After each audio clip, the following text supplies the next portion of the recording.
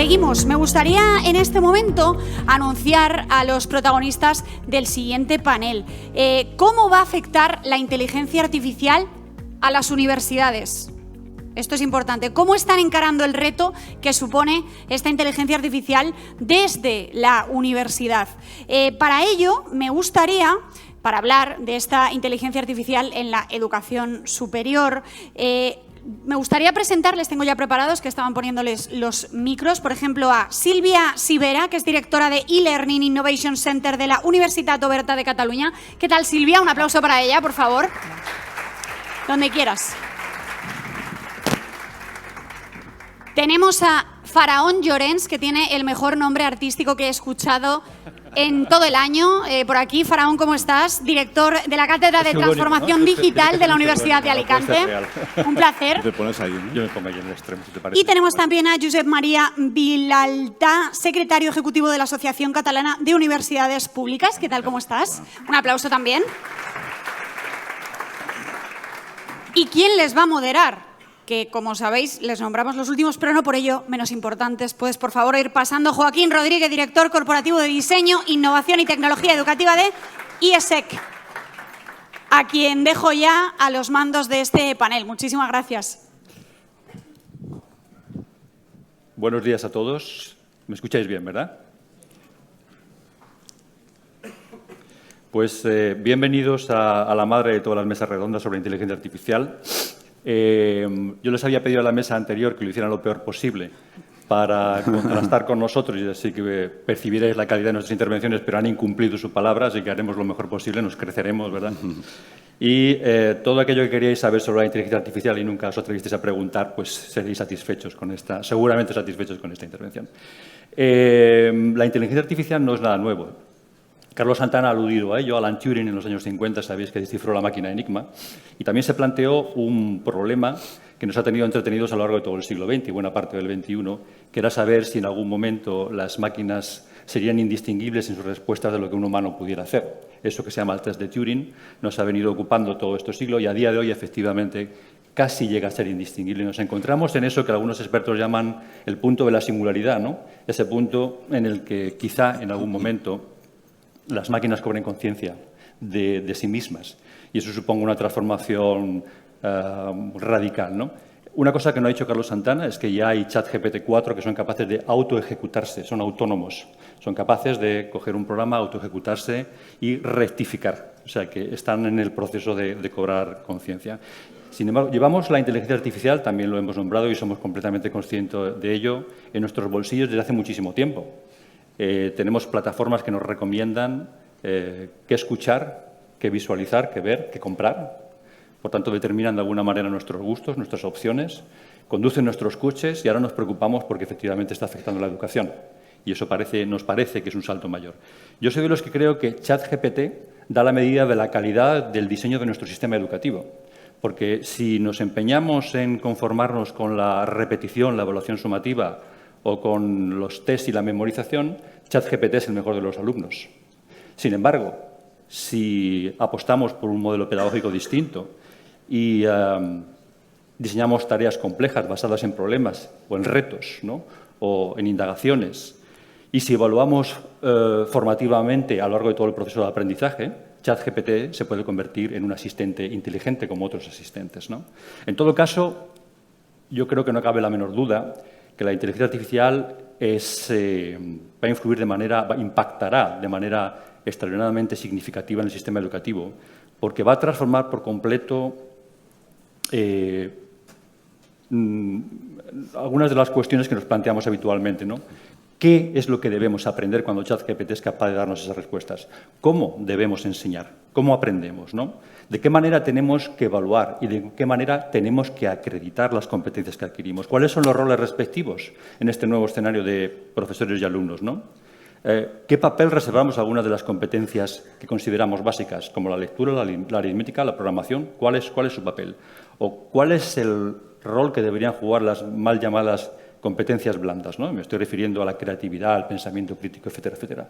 ¿En qué lugar quedan? ¿De qué manera debemos promoverlas? Bueno, Yo creo que esto es un verdadero seísmo de escala 7 en la escala Richter y afortunadamente hemos convocado hoy a algunos sismólogos de guardia, a algunos sismólogos de emergencia para que nos ayuden a responder a estas preguntas. Me vais a dispensar si no describo todas las competencias y todo el currículum de nuestros invitados de hoy, porque como en el servicio militar se le supone el valor y se le supone el conocimiento, aunque sí me permitiréis destacar algunas de sus funciones fundamentales, ¿no? Faraón Llorens es director de la Cátedra de Transformación Digital de la Universidad de Alicante. Es catedrático de Ciencia de la Computación e Inteligencia Artificial en la misma universidad y es miembro del Grupo de Aprendizaje de Tecnologías Inteligentes para el Aprendizaje. Silvia Sivera es directora del e-Learning Innovation Center en la UOC, aquí en Cataluña, donde se responsabiliza ni más ni menos que de la evolución del modelo educativo de la universidad. Doctora por la Universidad Rovira i Virgili y máster en Sociedad de la Información y el Conocimiento por la UOC. Y Josep María Villalta es secretario ejecutivo de la Asociación Catalana de Universidades Públicas y director de la Global University Network for Innovation. Es un reconocido especialista en gestión y políticas públicas, políticas educativas, gestión universitaria y +D, y participa habitualmente en grupos de trabajos de expertos en la Generalitat de Cataluña, la Comisión Europea, la OCDE, UNESCO, etcétera, etcétera. Me vais a permitir que os formule una primera pregunta que os solicitaría, por favor, que fuerais relativamente concisos. Una pregunta como precalentamiento, ¿no? Y también como reflexión tras las intervenciones de nuestros compañeros anteriores, ¿no? Hay un filósofo francés que yo os recomiendo que leáis, ha escrito mucho sobre inteligencia artificial, que se llama Eric Sadin. Ha escrito mucho, ya os digo, sobre la inteligencia artificial como el desafío principal de nuestro siglo. Y él se refiere sobre todo a la eventual amenaza que podría suponer para el ejercicio autónomo del juicio humano la inteligencia artificial. Un juicio humano que estaría secuestrado por un agente que pretende encarnar una forma de verdad algorítmica, incuestionable, que nos podría hacer abdicar de alguna de esas funciones fundamentales de los seres humanos, ¿no? Y creo que efectivamente, o muchos creemos que efectivamente esto podría llegar a pasar, pero también creemos, correlativamente, ¿no?, que es ahí donde el papel de la enseñanza y del profesorado de la educación recupera toda su esencia, todo su valor, todo su significado, ¿no?, que es hacer conscientes a los alumnos de las limitaciones de la inteligencia artificial, de cuáles son sus sesgos, contribuir al desarrollo precisamente y a la maduración del juicio, de la capacidad de evaluación de nuestros alumnos para no dejarse pensar por lugares comunes o por los sesgos de la inteligencia artificial, por pretendidas afirmaciones de verdad, y para desalentar toda clase de automatismos en nuestros alumnos, ¿no? Que le lleven a conformarse con consignas, con lugares comunes o con pretendidas verdades. Bueno, en resumidas cuentas, ¿cuáles creéis que son las consecuencias de la inteligencia artificial? ¿Es una oportunidad para la enseñanza o se trata más bien de un antagonista que debemos rechazar? ¿Cuál es vuestra opinión al respecto? Por favor, Josep María, si quieres empezar. Buenos días y gracias por la invitación. Es un placer estar con todos vosotros. Yo, ante todo, y disculpar que sea tan básico en mi aproximación, intento ser muy prudente. Es decir, en primer lugar, no soy tecnólogo, por lo tanto no conozco muy bien el funcionamiento de estas herramientas, pero ante todo yo creo que hay que ser prudente. Es evidente que hay ventajas en la aplicación de estas tecnologías en el mundo educativo y especialmente en el mundo de la educación superior, pero también hay retos y dificultades como las que mencionaba, ¿no?, el filósofo que comentabas ahora mismo, ¿no? Entonces, yo ante todo creo que la mejor actitud es la prudencia y de hecho yo creo que estas herramientas nos vuelven a poner, ¿no?, encima de la mesa los temas clásicos. Es decir, usamos herramientas nuevas o no tan nuevas, pero los retos son los mismos. Cómo educar críticamente, cómo educar para la acción colectiva, cómo entendemos que la tecnología tiene que estar al servicio de unos objetivos colectivos y no de unos objetivos particulares, partidistas o de unas determinadas empresas. Y, por lo tanto, desde mi perspectiva, desde un cierto desconocimiento, creo que hay que ser prudentes y, al mismo tiempo, primero establecer los objetivos que queremos conseguir y después usar las herramientas adecuadas. Silvia, por favor. Sí. Bon dia a tothom. Buenos días. Gracias. El titular, si quieres de entrada, por mi parte, es que es una oportunidad. pero como todo progreso, pues comporta riesgos que hay que alertar, ¿no? Ya hablaremos más adelante, va en línea de lo que comenta Pep, de la prudencia también, ¿no? Y ya que citas, Joaquín, un filósofo, en la UOC tenemos una de nuestras filósofas de cabecera, Marina Garcés, por cortesía académica, ¿no? Tú nos das una referencia, damos otra, ¿no? Tiene un libro que me parece que resultó premiado en el 2018, o sea, ya hay mucha gente pensando, se ha visto en el tema hace muchos años. Tiene un libro que os recomiendo, que es La nueva ilustración radical, en el que trata dos conceptos que para mí que se entrelazan y vienen muy al caso. Uno es el de la inteligencia delegada y el otro es el del solucionismo, ¿no? El solucionismo es un término acuñado por Morozov, pero que viene de la corriente más del urbanismo, se desarrolla en Silicon Valley y nos lleva a una utopía, ¿no? La de transportar a la humanidad a un mundo sin problemas, ¿no?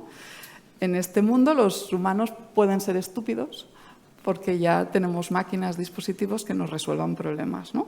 Y además, bueno, en esta utopía solucionista, ¿no? Lo que se trata es de delegar la inteligencia porque se reconoce de alguna manera que los humanos además creamos problemas en lugar de solucionarlos, ¿no? En la mayoría de los casos, ¿no? Y en este sentido, ¿no? La inteligencia artificial se convertiría en una inteligencia delegada, ¿no? Garcés habla de la utopía perfecta en este sentido, ¿no? Humanos estúpidos en un mundo inteligente, ¿no? Los que estamos aquí está claro que no vamos a hacer dejación de funciones, me parece que ya se ha visto por parte de ni como profesionales de la educación ni como seres humanos, y además la realidad se impone y es que todos los sistemas de inteligencia artificial dependen de la inteligencia humana y la experiencia humana debe seguir siendo enseñada, ejercida, desarrollada, y lo que ocurre ahora es que tenemos la grandísima oportunidad de recordar, ayer se apuntaba, que el aprendizaje es ante todo un proceso. Nos hemos centrado mucho en los resultados de aprendizaje y cuando lo vemos como un producto es cuando nos han llegado las alertas de, sobre todo, yo creo que el gran miedo que tenemos aquí es el fraude académico, ¿no? Cómo estos sistemas, ya no, prefiero no hablar de gepetización, sino de las IAs generativas, porque lo que nos ha enseñado Carlos es una muestra de todo lo que puede venir, ¿no? Y lo que hay. Ayer se hablaba mucho de la inteligencia, de la competencia digital, y me gustó mucho que Zhao sacara el tema de la creatividad y cómo vamos perdiendo a medida de que vamos teniendo más información, cómo vamos perdiendo los adultos capacidad creativa, ¿no? Pongo sobre la mesa también cómo vamos perdiendo la curiosidad, ¿no? Y creo que es el momento de tratar grandes preguntas y centrarnos más que en el qué, en el por qué, ¿no? También se ha dicho en la mesa anterior, ¿no? Y que veremos claramente el beneficio proviene de la sinergia entre la inteligencia humana y la inteligencia artificial. Dejadme que recomiende otro libro también, que habla de la inteligencia artificial y de la tecnoética, de Cecilio Angulo y de Carissa Belliz, y que también tratan un tema que es un concepto que va más allá, que es de la inteligencia aumentada, ¿no? Yo creo que tendremos oportunidad de hablar. Faraón. Bueno, muchas gracias, Joaquín, y gracias a EdTech Barcelona por permitirme estar aquí hoy con vosotros, pero sobre todo gracias a vosotros por estar ahí, porque si no, no tendría sentido que hablásemos. Bueno, la respuesta rápida a esta primera pregunta también me permitirá enmarcarme o que entendáis mis posteriores intervenciones, ¿no? Y es que yo soy optimista. Porque soy optimista porque va en el ADN del profesor. Entonces, si queréis un titular y un mensaje que os llevéis de mí de aquí ahora es, si sois profesores, tenéis que ser optimistas. Si no, lo vais a pasar muy mal o dedicaros a otra cosa porque no hay más remedio que creer en los alumnos, en la sociedad y en todo. Si no somos optimistas, no vale. Pero bueno, soy un optimista pragmático, no soy un optimista cualquiera. Y soy ingeniero en informática, con lo cual soy informático, soy tecnófilo, me encanta la tecnología. Pero no soy un defensor de la tecnología ingenuo, no soy un tecnófilo ingenuo que dices que la tecnología es buena y va a salvar el mundo. No. Quiero ser un tecnófilo comprometido, concienciado, sabiendo que la tecnología tiene muchas cosas positivas y negativas. Por otro lado, hay tecnófobos que odian la tecnología y la rechazan. Es bueno para debatir, lo único que no me gusta son con los tecnófobos recalcitrantes, aquellos que la rechazan por rechazarla, tal, ¿no? Los que odian la tecnología, por favor, que se informen, que sean tecnófobos informados. Con lo cual, un debate entre tecnófilos concienciados y tecnófobos e informados que tengan información puede llevar a riqueza porque es lo que se necesita en este momento. Un debate en el que situemos a la tecnología en el lugar que le corresponde, sabiendo que tiene que servir a la sociedad. Y hablando de ese debate, Faraón, y empiezo por ti ahora, vamos al revés, ¿no? Hemos leído en las últimas semanas una cascada de noticias contradictorias que nos dejan probablemente más desorientados que estábamos al principio. Y es, seguramente todos ustedes han podido leer en los medios de comunicación que, por ejemplo, las escuelas del Estado de Nueva York han prohibido sistemáticamente el uso de ChatGPT, que las universidades australianas han decidido pasar a los exámenes de papel y lápiz como única medida para contrarrestar el uso de las inteligencias artificiales. Al mismo tiempo que la UNESCO publica ya un currículum K12 de inteligencia artificial, o al mismo tiempo que la International Society for Technology and Education publica un currículum también completo K12, no es de educación superior, pero es el fundamento sobre el cual debería basarse su evolución posterior, publica un currículum completo ya con toda clase de proyectos y ejemplos. Bueno, la pregunta clara es ¿en qué lado debemos quedarnos y de qué manera aplicar todo esto a la universidad?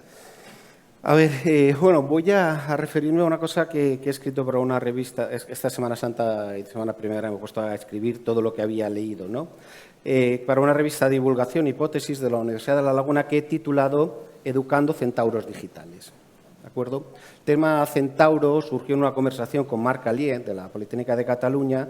Entonces, creo que es una imagen potente.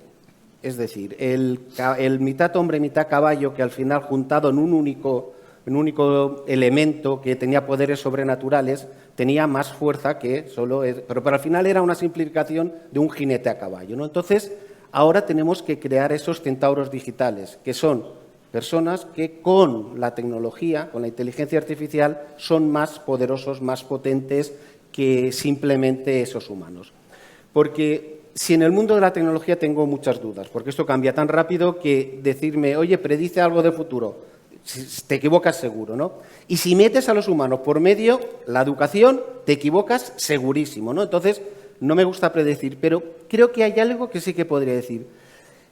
La lucha, la competencia, no será entre humanos y máquinas. La competencia será entre humanos con inteligencia artificial y humanos sin inteligencia artificial. Esa será realmente la rivalidad. Y si me tuviera que decantar, me decantaría que van a ganar aquellos humanos que saquen partido de esa inteligencia artificial. Extendido el término, no solo a inteligencia artificial, sino con tecnología. Por tanto, yo creo que las universidades y todo el sistema educativo lo que tenemos es la obligación de formar a aquellos ciudadanos y profesionales que mejor pueden encararse al futuro y serán aquellos que saquen partido de estas herramientas, ¿no? En la presentación ha comentado la compañera que ayer juntaron los temas de inteligencia artificial o de educación con Blancanieves, creo que era. Yo ahora voy a utilizar todo esto me ha recordado dos fábulas de mi infancia, una que era la del pastor mentiroso y la otra del traje nuevo del emperador, ¿no? Os explico. Primero la del pastor mentiroso. Ahora, que viene la IA, que viene la IA. La IA está desde 1950, ¿vale? Que estaba ahí y ha ido distintas versiones. Ha pasado por épocas de euforia con sistemas expertos, luego las redes neuronales, ha caído en lo que llamaban los inviernos de la inteligencia artificial y ahora estamos en una primavera perpetua de la inteligencia artificial, simplemente no porque hayan mejorado los algoritmos, sino simplemente porque tenemos muchísimos datos, enormes cantidades de datos y máquinas capaces de almacenarla y procesarla. Todo eso ha hecho que un subconjunto de técnicas de inteligencia artificial, que es Machine Learning o todos estos, los modelos de lenguaje, puedan ponerse al mercado y todos verlo. Entonces, lo que hemos visto ahora con el ChatGPT son las orejas del lobo, ¿vale? Y entonces, estamos, por un lado, si cogemos la fábula, estamos cansados que nos digan que viene el lobo, íbamos allí, no, y cuando realmente vino el lobo, nadie fue a ayudarle, ¿no? Por entonces, el lobo de la inteligencia artificial está aquí, pero habrá que ver, como decía, si somos capaces de utilizarnos a nuestro favor. Y en el mundo de la educación, y cojo otra fábula que le he dicho yo, el traje nuevo del emperador, el rey va desnudo. Lo que ha hecho el ChatGPT es decir que el rey va desnudo, pero no es culpa suya. Es decir que, oye, profesores, que os pueden entregar los chavales trabajos que los pueden hacer con esto.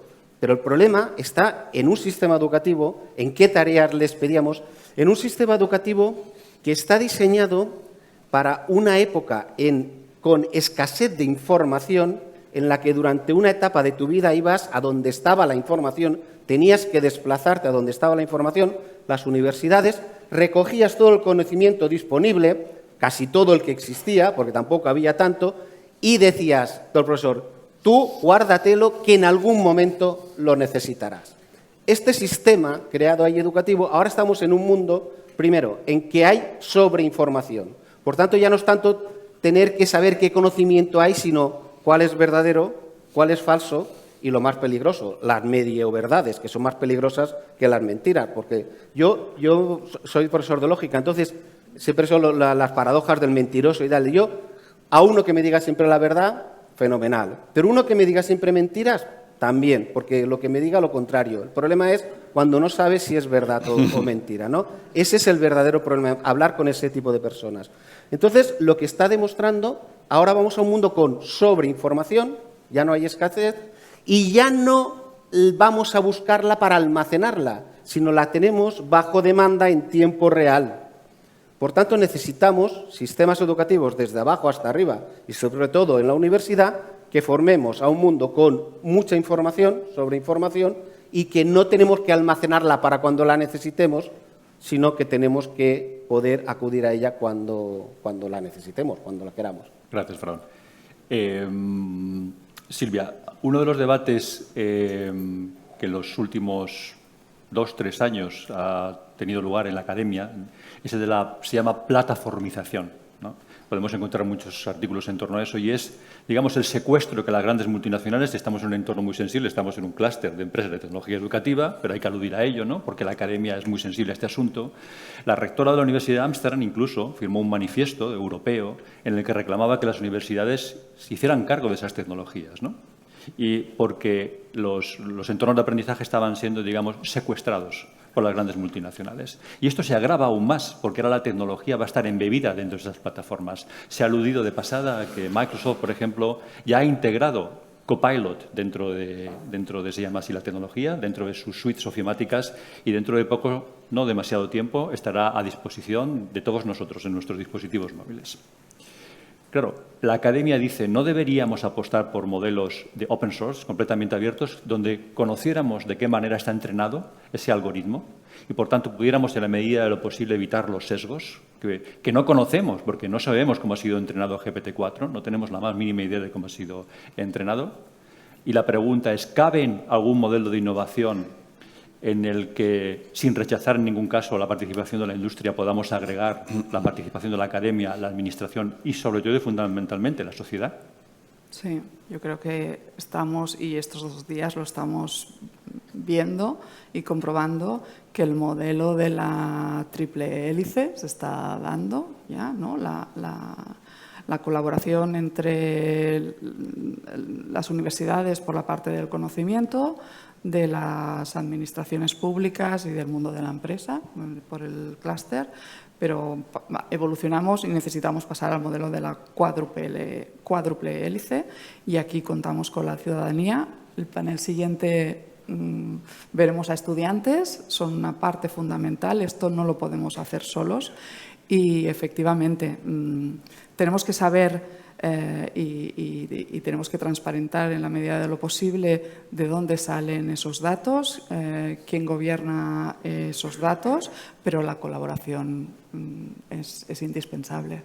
Hay mucha gente reflexionando sobre este tema desde hace un montón de años. En el 2018 ya la Declaración de Montreal, más adelante la Declaración de Barcelona, para centrarse en el ámbito europeo, y hay que seguir trabajando en esta línea de la colaboración y de un modelo de innovación abierto, real, y es una oportunidad para reorganizarnos, y todo ese trabajo que se está haciendo desde hace muchos años y por parte de un montón de grupos de investigación. Ahora la Generalitat de Cataluña, por ejemplo, tiene el proyecto del Catalonia.ai, ¿no?, con muchos centros de investigación involucrados, pues que nos reorganicemos desde iniciativas europeas también, y que aprovechemos desde la industria, que nos ayuda a poner foco y resultado y rapidez, a la academia, a los investigadores que nos pueden aportar o que podemos aportar más la neutralidad científica, las administraciones que pueden aportar la parte de fondos también y de políticas estratégicas, no a corto plazo, y la ciudadanía que vele porque todos estos sesgos y porque no haya grandes damnificados, como ha ocurrido en temas más de digitalización. Estoy pensando en la gente mayor, con el tema, por ejemplo, de las competencias básicas para ir el día a día, gestionar su día a día con las entidades bancarias, ¿no? Recuerdo, con lo que estabas comentando, Silvia, que ayer el responsable del Joint Research Center de Sevilla habló que se había abierto la oficina de la transparencia algorítmica, que es una buena noticia porque redundará en beneficio de la discusión que estábamos ahora mismo, ¿no?, comentando. Y ahora me gustaría, José María, hacerte una pregunta relacionada con un documento que ha publicado muy recientemente la European University Association. El documento se llama, y lo pueden consultar todos ustedes en la web, se llama Herramientas de inteligencia artificial y su uso responsable en la enseñanza y el aprendizaje en la educación superior. Y leo un párrafo muy brevemente, un párrafo que dice: está claro que prohibir el uso de herramientas de inteligencia artificial y otras nuevas tecnologías será inútil. En consecuencia, el sector de la enseñanza superior debe adaptar sus enfoques de aprendizaje, enseñanza y evaluación de manera que la IA se utilice de forma eficaz y adecuada. Las universidades deben explorar el uso responsable de las herramientas de inteligencia artificial en consonancia con su misión, objetivos y valores, y prestando la debida atención a su marco jurídico y a las consecuencias e impactos más amplios en la sociedad, la cultura y la economía, ni más ni menos. Ni más ni menos.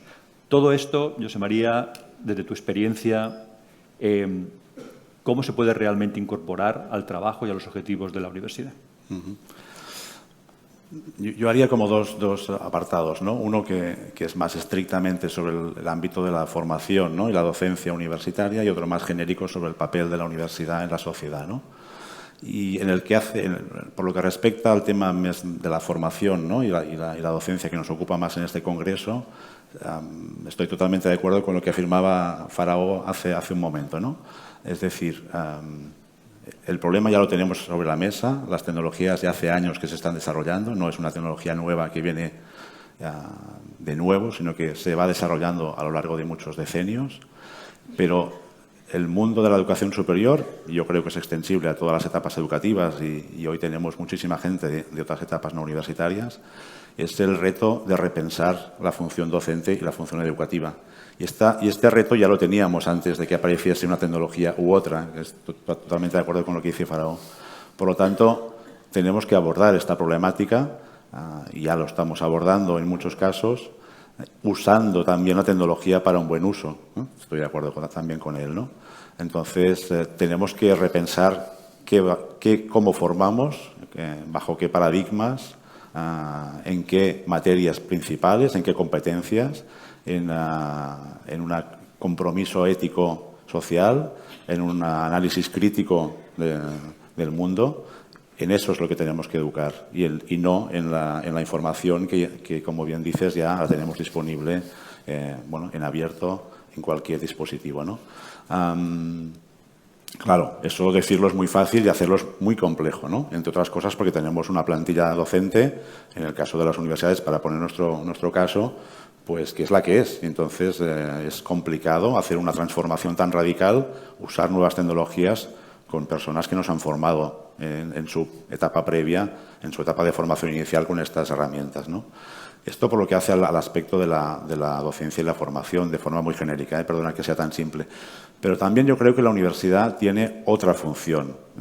Repito, hoy estamos trabajando sobre todo el ámbito educativo, de la formación de la docencia, pero la universidad, o las universidades, como sabéis, tienen esta función social, la función de crítica, de análisis crítico, de compromiso social, de faro de la sociedad. Es una función que quizá, no sé qué opinaréis vosotros, quizá se ha hecho dejadez en los últimos decenios, ¿no? La universidad quizá se ha encerrado demasiado en sí misma, en sus propios problemas, ¿no? O en sus propias funciones principales, ¿no? Formar, investigar. Pero hay esta función que yo creo que es la principal, que es la de formar ciudadanos y la de hacer avanzar la sociedad. A través de la investigación, por supuesto, a través de la formación, por supuesto, pero también a través de esta plataforma de crítica, de análisis. Y lo quiero hacer hincapié ahora en relación con las nuevas tecnologías. ¿Son necesarias? ¿Son útiles? ¿Bajo qué conceptos? ¿Qué ética hay detrás de cada nuevo paradigma, de cada nueva tecnología?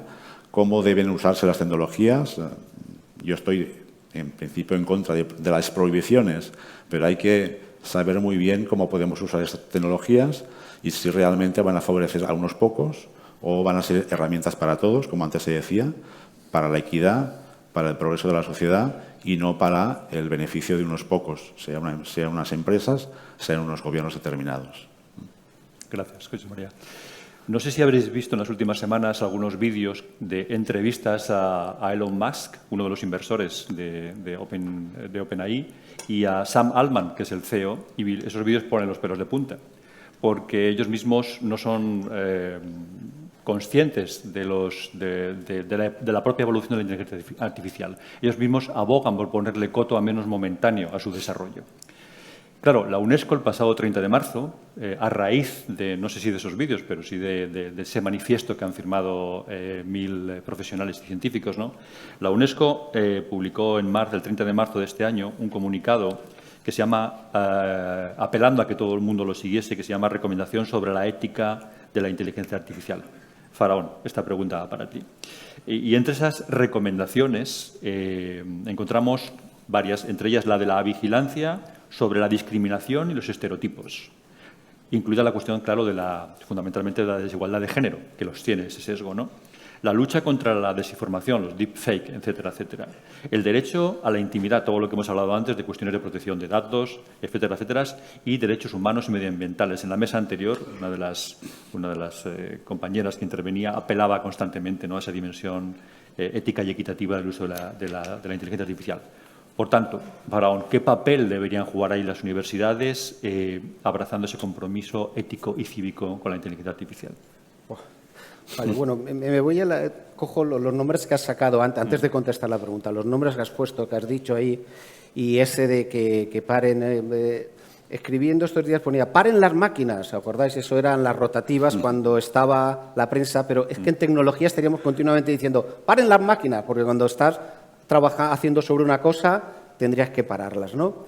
Y antes de pedir paren las máquinas, que me parece sensato, le digo a quien pida que paren las máquinas, que se lea el dilema del prisionero y la teoría de juegos, cuando la Guerra Fría y todo esto, como al final dices, paren las máquinas, pero si yo paro y tú no paras, si todos paramos, nos beneficiamos, pero el que no pare se aprovechará además, sacará más beneficio que el que ha parado. Por tanto, separaría, por ejemplo, el de parar las máquinas ahí, vale, me dejo.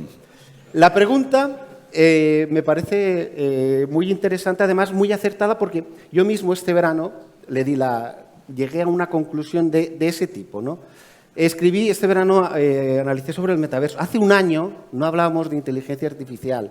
En verano, en septiembre, yo voy a Google, que es el que me dice todo, el oráculo, le dije, oye, tal, y el metaverso fue en septiembre, un pico así bestial. Entonces escribí este verano sobre metaverso. Y después de haber leído todo y escrito todo, acababa el párrafo diciendo, perdona, me estoy equivocando. Estaba mirando cómo llevar las universidades al metaverso y qué podíamos hacer las universidades en el metaverso. Y la reflexión no era eso, era qué tenemos que hacer las universidades para diseñar ese metaverso, ¿vale? Por tanto, me viene a la pregunta que tú dices, estamos las universidades diciendo ¿cómo utilizamos la inteligencia artificial? Muy bien, y eso es importantísimo, ¿cómo vamos a incorporarla? Pero debemos también pensar, que para eso somos universidades, cómo las universidades tienen que ayudar, cómo tienen que participar en el diseño de ese mundo con inteligencia artificial. La universidad, cuando hablas de la universidad, es una entelequia. ¿Qué es la universidad? Los investigadores, los profesores... Pero bueno, sí que habría que ahondar en las dos partes. Primera, yo desde el principio que la cátedra, has dicho, es transformación digital y decía, transformación digital no solo tecnología, transformación digital es la revisión de los planes de estudio de las universidades, que no tienen nada que ver con tecnología. Y ponía el ejemplo de que en Derecho debían estudiar la inteligencia artificial porque tenían que regularla. A los tiempos me vengo. Entonces, hablar de la universidad es una entelequia, es tanto que ¿qué significa la universidad? Pero las universidades deberíamos estar pendientes de cómo se diseña ese mundo para que ese mundo sí que tenga en cuenta las regulaciones éticas, las de comportamiento y de otro tipo que son muy delicadas, pero la IA no puede parar. Lo único que tienes que hacer es una IA más humanizada. Yo creo que la línea de inteligencia artificial en Europa, en España, va por esa línea, por una IA más humanizada, más respetando todos los temas de protección de datos, con el instituto que se ha creado ahora en Granada, en La Coruña es el que vigilará la inteligencia artificial. Creo que, aparte de ver cómo incorporarlo en nuestra día a día, tenemos que ver cómo influimos en vigilar para que el mundo con IA sea más seguro, más humano. Gracias, Faraón. Esta pregunta va para ti, Silvia, y es especialmente interesante porque tú asumes la responsabilidad en tu universidad de la transformación y evolución de vuestro modelo educativo. Entre las propiedades y las ventajas de la inteligencia artificial, aparentemente, potencialmente, al menos en educación, las ventajas que pudiera tener para el desempeño de profesores y de alumnos se mencionan al menos las siguientes: diseño y producción de contenidos, creación y corrección de exámenes, seguimiento y mentorización personalizadas, asistencia para la lectoescritura, asistencia para la enseñanza y aprendizaje de las lenguas, traducción, asistencia para la creación artística y musical, identificación y análisis de patrones de información complejos. En fin, paro aquí. La relación podéis encontrarla en muchas páginas de Internet, ¿no? Hay muchísimas más. La cuestión, por tanto, es preguntarte cuáles de ellas te parecen clave y cuáles de ellas agregarías a la lista. Vale. Yo creo que Carlos Santana nos ha dado pistas y una buena respuesta rompiendo mitos a tu pregunta, Joaquín. Él ha hecho alusión a un momento, a 3 años antes del ChatGPT. A mí me gustaría explicaros una anécdota de la prehistoria, ¿eh? Y es una anécdota personal, pero que me ayuda mucho a centrar el tema. Ahora 10 años, tuve un problema en casa con una persiana de madera, ¿vale? Y se tenía que reparar. Y, no sé, os planteo el reto de buscar un persianero que os repare una persiana de madera antigua. Bueno, afortunadamente tenemos competencias digitales de búsqueda y encontré a un persianero, a Juan, el persianero, que pobre hombre, no se imagina la de veces que lo he nombrado porque me ayuda mucho a explicar el concepto. Si me está oyendo, Juan, saludos. Bueno, empezamos, me hizo el presupuesto, me arregló y cuando ya llevábamos unos días de confianza, me dijo, Silvia, ¿te puedo preguntar una cosa? ¿Cómo me encontraste? Y yo le dije, por internet, ¿no? Y entonces dice, ¿cómo puede ser? Yo me busco y no me encuentro. ¿No? Pues yo creo que se delató, o sea, el caso típico, ¿no? De un pequeño autónomo que tiene un sobrino que le enseña cómo funciona Facebook y le hace un perfil y a partir de ahí lo encuentro, ¿no? Pero ayer se hablaba, como decía, ¿no? de competencia digital. No es que no fuera competente digital, es que era un analfabeto digital, este señor, ¿no? Yo creo que nos pasa con la inteligencia artificial, estamos en un momento parecido. Y considero que la universidad ha de abordar la responsabilidad de la IA literacy, ¿no? De la alfabetización en inteligencia artificial. Es un concepto que no es nuevo, que ya hay muchos autores trabajando en ello. Bebe también de la tradición de conceptos de las new literacies, del media literacy, del data literacy. Y hay algunos campos en el que está muy desarrollado por disciplinas, por ejemplo, en medicina. Pero entonces, al hilo de esto y respondiendo más concretamente a tu pregunta, Joaquín, todo lo que comentas es importante y la oportunidad que tenemos de cambiar el modelo y de repensar, por eso yo también soy súper optimista con el momento en que nos ha tocado vivir. Yo creo que tenemos una oportunidad fascinante para repensarlo todo de nuevo, contando el diseño instruccional de extremo a extremo, ¿no? O sea, ¿qué planteamos, qué competencias debemos trabajar a partir de ahora? Estas soft skills, mal llamadas soft skills que comentabas, que quizás... estamos hablando de muchas inteligencias, la inteligencia aumentada, la inteligencia delegada, y yo recordaría también a otro autor que me interesa mucho, al sociólogo Malcolm Gladwell, que tiene el libro de inteligencia intuitiva. Yo creo que hay que ponerla sobre la mesa, con lo que decía también Pep, ¿no? Repensar los roles docentes y en cada momento de este diseño instruccional y de todo el proceso de aprendizaje, ver cómo la inteligencia artificial realmente es este asistente inteligente que decía ayer Zhao y que nos puede ayudar muchísimo. Os invito a que antes de que acabemos, quedan 10 minutos ahora mismo, vayáis formulando vuestras preguntas porque abriremos un espacio de consulta dentro de unos pocos minutos. Y mientras tanto, quiero formular una pregunta a Josep María que redunda, de todas maneras, en algo de lo que ya te he consultado antes, porque hay un documento que ha publicado la Global University Network, que tú diriges y presides y que, por tanto, es especialmente significativo que te haga esta pregunta. Y ese documento, que es un documento genérico, que es el de Higher Education in the World, New Visions for Higher Education 2030, ¿no? Hay un apartado dedicado específicamente a la inteligencia artificial y a las humanidades digitales, y en un párrafo muy corto decís: las ventajas y oportunidades de la inteligencia artificial son evidentes, al igual que son los riesgos. Ante esta situación parece que la mejor solución es encontrar un buen punto de encuentro entre el aprovechamiento de la inteligencia artificial y, en general, la digitalización, y reforzar todo lo que nos hace humanos. Otra vez, ni más ni menos, ¿no? La cuestión, José María, que no me queda más remedio que preguntar es de qué manera alcanzar ese punto de encuentro en nuestras universidades, ¿no? Sí, yo quería hacer, al hilo de esta pregunta, como dos comentarios, ¿no? Rápidos. Uno es un poco en relación a las disciplinas, ¿no? Porque ahora mencionabas uno de los informes que hemos publicado en GUNI, que es el último, sobre cómo deben repensarse justamente las universidades en los próximos años, pero justo el informe anterior, el número 7 que publicamos hace 4 años aproximadamente, nos tomamos un reto importante, que era analizar el futuro de las humanidades, especialmente en el mundo universitario, pero no solamente en el mundo universitario. Y después de analizar cómo podíamos hacer esta aproximación, cómo analizar el futuro de las humanidades y sus riesgos, ¿no?, presentes, fuimos barajando diversas opciones y al final lo que decidimos es analizar las humanidades en relación, en el mundo actual, con la ciencia y con la tecnología, porque nos parecía que era realmente un punto interesante en nuestros años actualmente, ¿no? Hicimos un experimento que funcionó muy bien, y es que nos pusimos delante de esta elaboración de este informe, que después publicamos.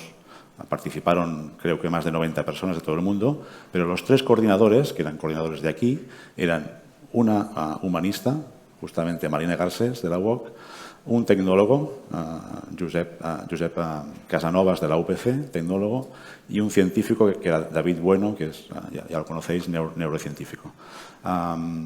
Lo digo porque en este volumen también se trata extensamente de este problema, de cómo Las disciplinas tienen que colaborar, tienen que hablar, tienen que trabajar conjuntamente en este futuro que tiene que ser pues, de colaboración entre disciplinas, porque si no nos podemos encontrar que las nuevas tecnologías están promovidas o fabricadas o diseñadas solamente por informáticos, tecnólogos, sin tener en cuenta una visión ética, una visión crítica, una visión social con sus impactos, ¿no?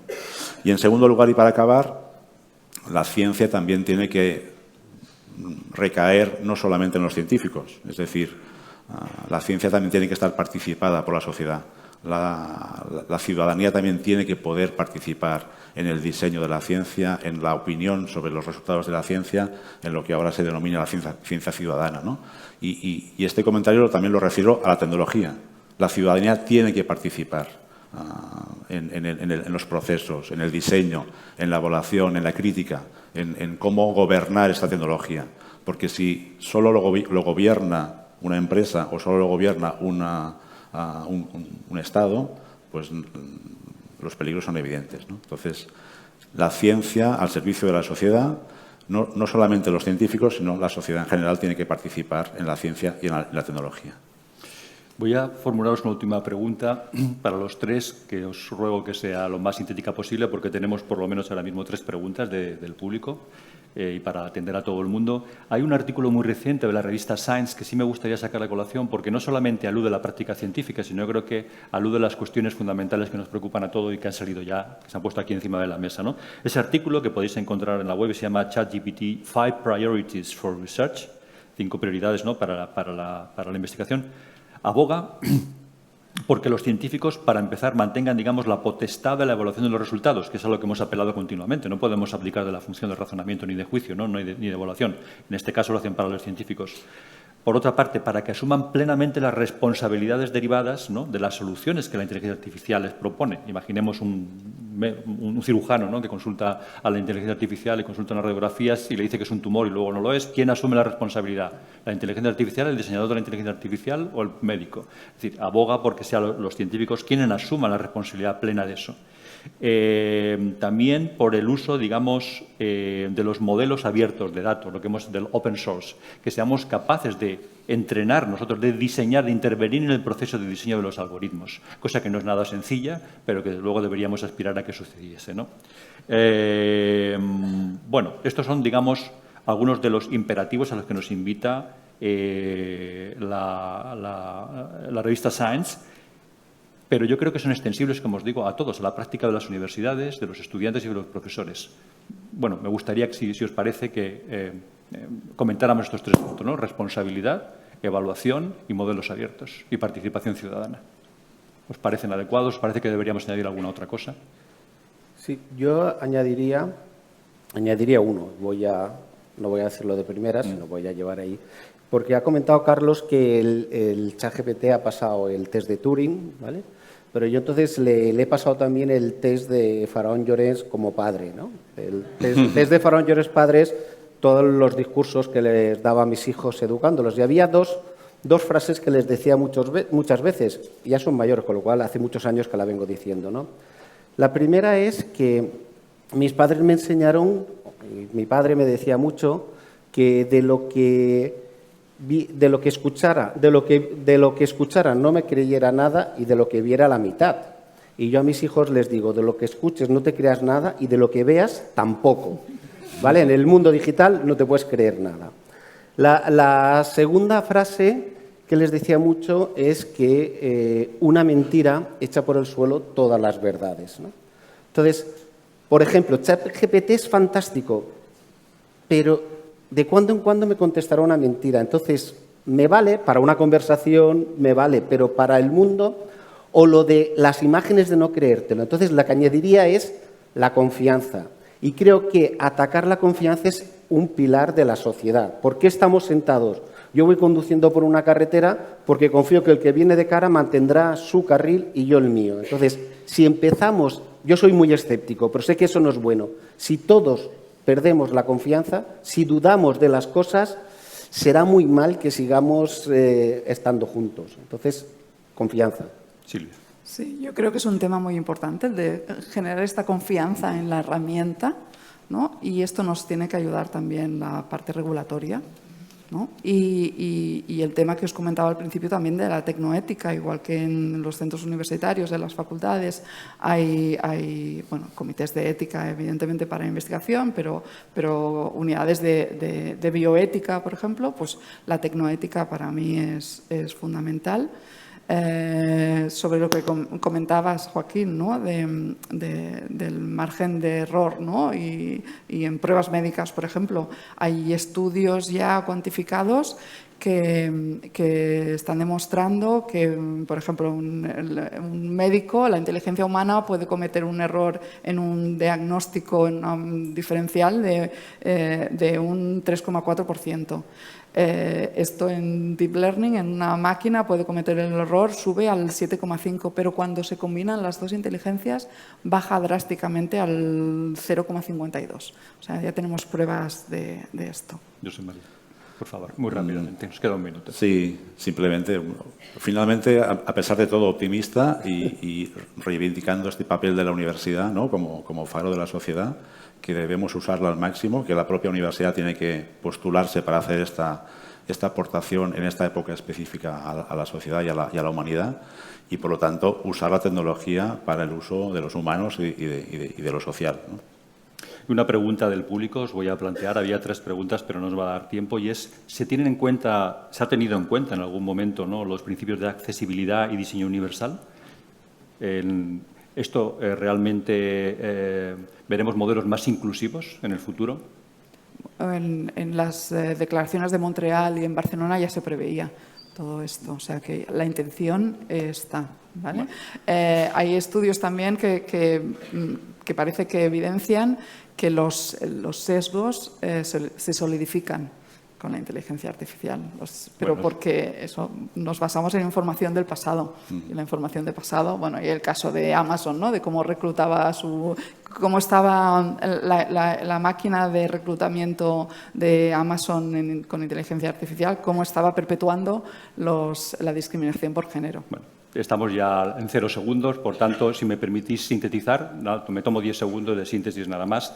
Yo me atrevería a decir que la primera jornada, cuando Yang Zhao intervino, y él nos invitó a que convirtiéramos la inteligencia artificial en un asistente inteligente, ¿no? Yo creo que esa es la síntesis perfecta, ¿no? Porque si eso ocurriera, lo que estaría pasando realmente es que hemos hecho verdad lo que el filósofo alemán de la Ilustración reclamaba, que era que nos atreviésemos a ejercer nuestro propio entendimiento. Bueno, que eso es lo que debemos seguir reclamando hoy en día. Y no quiero terminar sin que os fijéis en la camiseta que me regaló mi hija, que conoce la obsesión de su padre por otras tecnologías más arcaicas, ¿no?, que son las del libro. Y estamos en Sant Jordi prácticamente, así que os invito a utilizar la inteligencia artificial y los libros, ya que todos discutís de ello. Muchas gracias.